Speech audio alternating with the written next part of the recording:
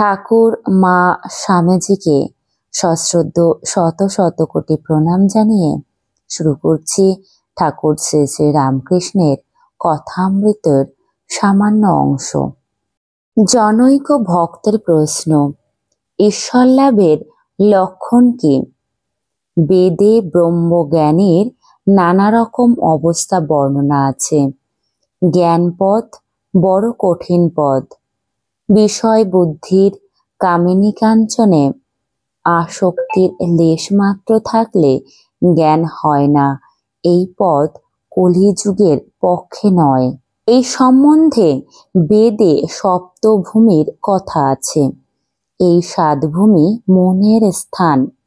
যখন সংসারে মন থাকে তখন লিঙ্গ, গুহ্য, নাভি মনের বাসস্থান। মনের তখন ঊর্ধ্ব দৃষ্টি থাকে না, কেবল কামিনী কাঞ্চনে মন থাকে। মনের চতুর্থ ভূমি হৃদয়।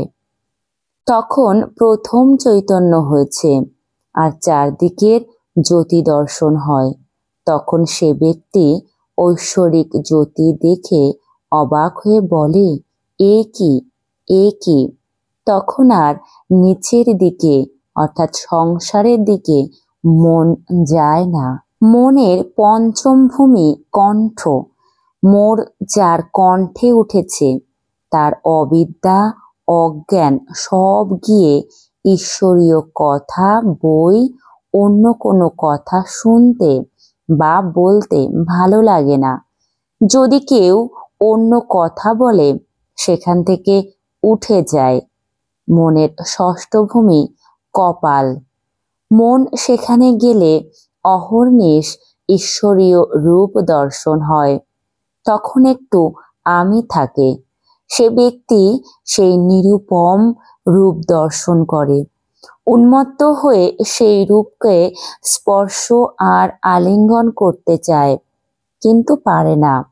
কেবল লণ্ঠনের ভেতর আলো আছে মনে হয়। এই আলো ছুঁলাম, কিন্তু কাঁচ ব্যবধান আছে বলে ছুঁতে পারা যায় না। শিরোদেশ সপ্তভূমি। সেখানে মন গেলে সমাধি হয় ও ব্রহ্মজ্ঞানীর ব্রহ্মের প্রত্যক্ষ দর্শন হয়।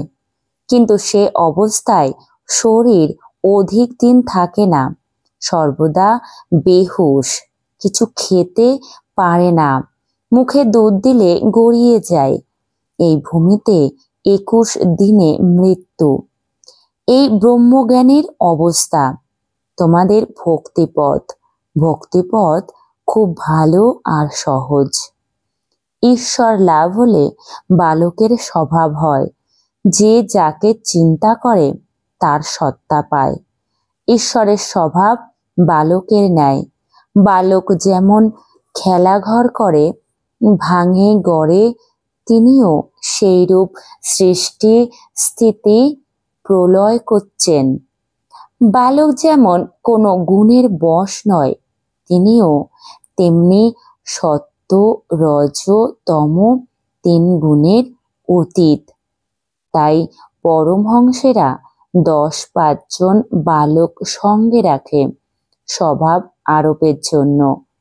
ব্রহ্মজ্ঞানের পর, সমাধির পর কেহ কেহ নেমে এসে বিদ্যার আমি, ভক্তির আমি লয়ে থাকে। বাজার চুকে গেলে কেউ কেউ আপনার খুশি বাজারে থাকে, যেমন নারদাদি। তারা লোকশিক্ষার জন্য ভক্তির আমি লয়ে থাকেন।